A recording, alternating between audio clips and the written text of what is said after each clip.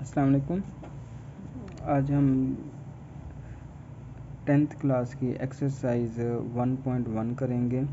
1.1 में हम सबसे पहले पढ़ेंगे कि अलजबरी जुमले क्या होते हैं। एक होते हैं सिंपल जुमले जो हमने पढ़े हुए हैं पहले के, उसमें क्या होता है, उसमें x, y, z या a, b, c की कोई भी वैल्यू नहीं होती। वो कौन से होते हैं, जिसमें सिर्फ गिनती लिखी होती है, काउंटिंग लिखी होती है, वो हमारे सिंपल जुमले होते हैं।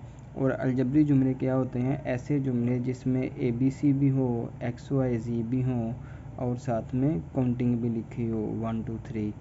ठीक है, यानी कि जो ए बी सी का, एक्स वाई जी का, इन दोनों में से किसी एक का या दोनों को मिक्स करके साथ में गिनती लिखी हो, वो कौन से जुमले होते हैं, अलजबरी जुमले। ठीक है, अलजबरी जुमले में दो मिकदारें होती हैं, एक होती हैं मुस्तकिल मिकदारें और एक होती हैं मुतगय्यर मिकदारें। मुस्तकिल मिकदारें ऐसी मिकदारें होती हैं कि जो चेंज नहीं होती, जो फिक्स ही रहती हैं। मुतगय्यर मिकदारें ऐसी होती हैं कि जो चेंज हो जाती हैं। जैसे सम टाइम एक्स की वैल्यू हम 1 रख लेते हैं, एक्स की वैल्यू 0 रख लेते हैं, वाई की वैल्यू 3 रख लेते हैं, वाई की वैल्यू 5 रख लेते हैं। यानी कि इनकी मिकदारें जो हैं, एक्स वाई जी की जो वैल्यूज़ हैं, वो वक़्त के साथ साथ चेंज होती रहती हैं। ठीक है, ये कौन सी हो गई, मुतगय्यर। मुतगय्यर किसको कहते हैं, तब्दील होने वाली मिकदारों को कौन सी मिकदारें कहते हैं, मुतगय्यर। कौन सी मिकदारें, जो तब्दील होती रहती हैं, उनको हम कहते हैं मुतगय्यर मिकदारें। ठीक है, तो मुश्किल मिकदारों के जुमले कैसे होते हैं, अलजबरी जुमले कैसे होते हैं, अलजबरी जुमले में होता है A square plus B square plus C square या 2x square plus 2y plus 3z। यानी कि ऐसी स्टेटमेंट जुमला कहते हैं कि जिसमें ये एक रकम है। ठीक है, जुमला क्या हो गया, अब हमने 2 या 3 मिकदारों को जमा के साथ या नफ़ी के साथ मिला के लिख दें तो वो क्या बन जाते हैं, जुमले। ठीक है, तो अब हम पढ़ेंगे नातक अदाद। नातक अदाद हमने 9th में पढ़ा हुआ था कि ऐसे जुमले जो P/Q की शक्ल में लिखे जा सकें, वो कौन से जुमले होते हैं, नातक अदाद कहलाते हैं। वो ऐसे अदाद जो P/Q की शक्ल में लिखे जा सकें, वो क्या होते हैं, नातक अदाद। जैसे 5/4। अब ये शक्ल क्यों ज़रूरी है, ये वाली, अब वो हमें ये समझ होनी चाहिए कि P/Q की शक्ल क्यों ज़रूरी है।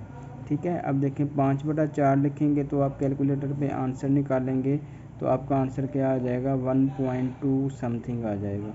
ठीक है, 1.2 ऐसे करके आ जाएगा। तो इसका आप आंसर निकालेंगे तो इसका आंसर आ जाएगा 1.2।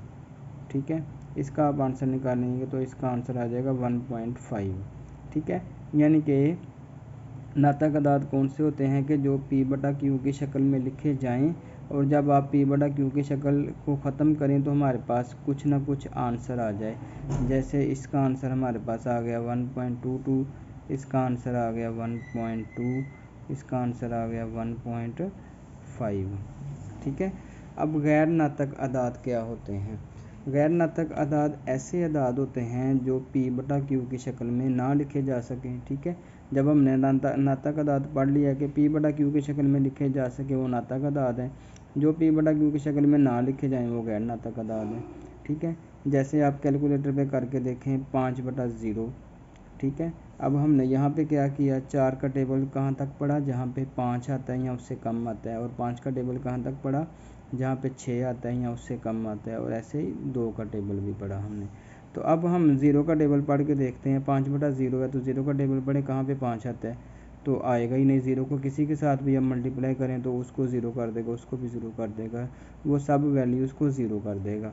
तो ठीक है, गैर नातक अदाद अभी आपको समझ आ गई। ऐसे अदाद जो P/Q की शक्ल में ना लिखे जा सकें वो गैर नातक अदाद होते हैं।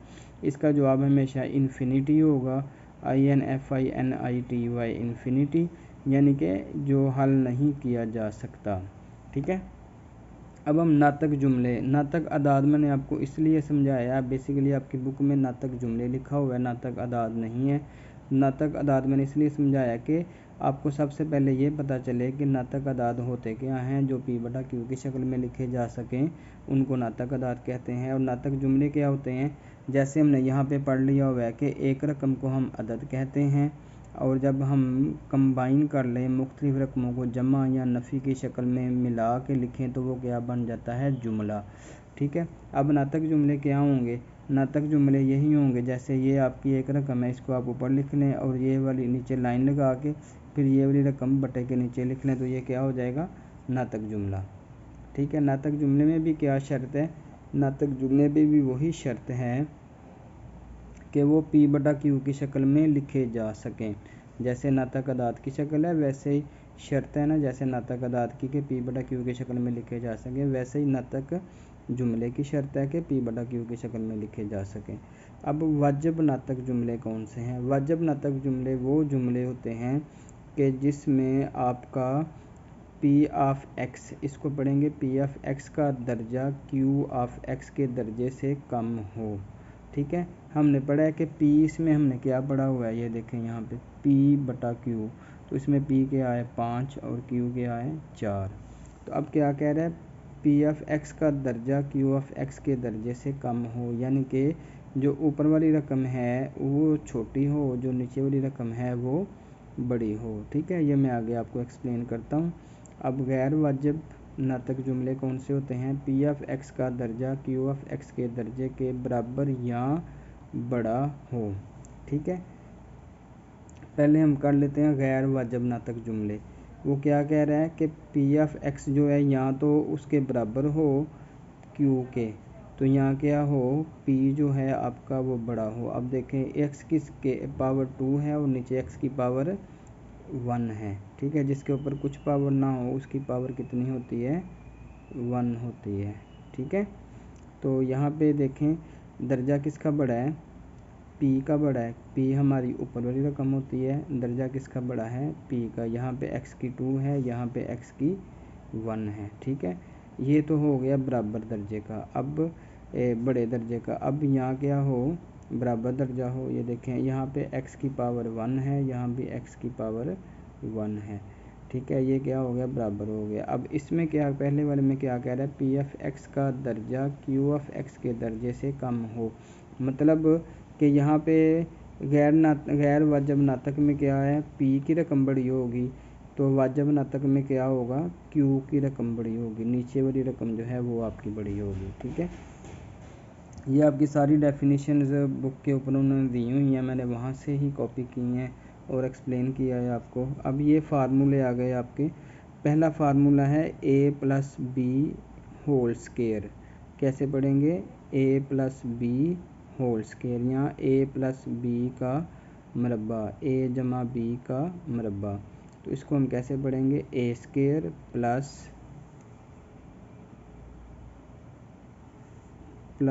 B square plus 2ab।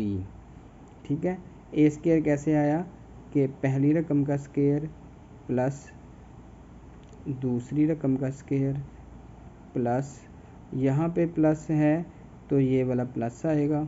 ठीक है, पहला प्लस अंडरस्टूड है, ये आपका प्लस ही रहेगा, ए के साथ भी, ए स्केयर के साथ भी प्लस और बी स्केयर के साथ भी प्लस। ये वाला जो प्लस है ये आपने ख्याल करना है, यहाँ पे आपका प्लस का फार्मूला है तो यहाँ पे आपका प्लस आएगा, प्लस 2 पहली रकम और ज़रब दूसरी रकम। इस फार्मूले को अच्छी तरह से याद करना है, पहली रकम का स्केयर प्लस दूसरी रकम का स्केयर, ये आपकी पहली रकम है, इसका स्केयर, स्केयर कहते हैं पावर 2 हो तो मरबा। ठीक है, पहली रकम का स्केयर प्लस ये दूसरी रकम है, दूसरी रकम का स्केयर, फिर प्लस, यहाँ पे प्लस है तो यहाँ पे प्लस, प्लस 2 फार्मूले का और a ज़रब b, यानी कि 2 पहली रकम ज़रब दूसरी रकम। अब माइनस वाला फार्मूला पढ़ें, a minus B whole square, a minus B का मरबा, पहली रकम का स्केयर, पहली रकम का मरबा, और देखें यहाँ भी जमा है, हालांकि यहाँ पे नफ़ी है तो हमने यहाँ पे क्या लिखा हुआ है, जमा, जमा दूसरी रकम का मरबा। अब यहाँ पे नफ़ी है तो यहाँ पे देखें, यहाँ पे जमा थी तो यहाँ पे जमा लगाई, यहाँ पे नफ़ी है तो यहाँ पे नफ़ी आई। ठीक है, तो अब आपने क्या करना है, 2 कुलिये का फार्मूले का और पहली रकम ज़रब दूसरी रकम। इसको भी वैसे ही याद करना है जैसे आपने ऊपर वाले को याद करना है ना, पहली रकम का स्क्वायर प्लस दूसरी रकम का स्क्वायर माइनस 2ab। दूसरा फार्मूला है, तीसरा फार्मूला है ए स्क्वायर माइनस बी स्क्वायर, ठीक है, यानी कि पहली रकम का मुरब्बा माइनस दूसरी रकम का मुरब्बा। इसका क्या फार्मूला होता है, दो रकमें एक जैसी हों। देखें यहाँ भी ए है, यहाँ भी ए है, यहाँ भी बी है, यहाँ भी बी है, ठीक है, ये दो रकमें, एक रकम ये है और एक रकम ये है, ये दो रकमें हैं आपकी, एक रकम ये, एक रकम ये। दो रकमें एक जैसी हों, एक जैसी कैसे हों, यहाँ भी पहले जो वैल्यू यहाँ पे लिखी है वही वैल्यू यहाँ पे लिखी हो, जो वैल्यू यहाँ पे लिखी हो वही वैल्यू यहाँ पे लिखी हो। तो इसका मतलब है दो रकमें एक जैसी हों, ठीक है, दोनों रकमें आपस में क्या हो रही हों, मल्टीप्लाई। यहाँ पे देखें, यहाँ भी ब्रैकेट लगी हुई थी और ये भी ब्रैकेट है, सेंटर में कुछ भी नहीं है, तो इसका मतलब है सेंटर में मल्टीप्लाई है, ठीक है। आपने याद रखना है, मल्टीप्लाई लगाना नहीं है, बस आपने समझना है दो रकमें एक जैसी हों, दोनों रकमें मल्टीप्लाई हो रही हों, ठीक है। सबसे पहले आपने क्या करना है, दो रकमें सेम सेम है, दोनों आपस में मल्टीप्लाई हो रही हैं, यानी कि एक पहले ब्रैकेट ए प्लस बी या ए माइनस बी कोई भी हो सकती है, और फिर आगे दूसरी ब्रैकेट आ जाए ए माइनस बी, ठीक है। प्लस वाली पहले माइनस वाली बाद में, उससे कुछ फ़र्क नहीं पड़ता, आगे पीछे भी हो सकती हैं, वो नो इशू, ठीक है। दो रकमें एक जैसी हों, दोनों मल्टीप्लाई हो रही हों, तो एक में प्लस हो और दूसरे में माइनस हो, तो हम क्या करते हैं, ए स्क्वायर माइनस बी स्क्वायर, ठीक है। काम मैंने आगे भी करवाना था लेकिन वीडियो काफ़ी लंबी हो गई है, इसलिए आज के दिन के लिए आप इतना ही करें, ठीक है। फिर आपको नेक्स्ट जो इसके क्वेश्चंस हैं वो आपको नेक्स्ट वीडियो में मैं करवाता हूँ।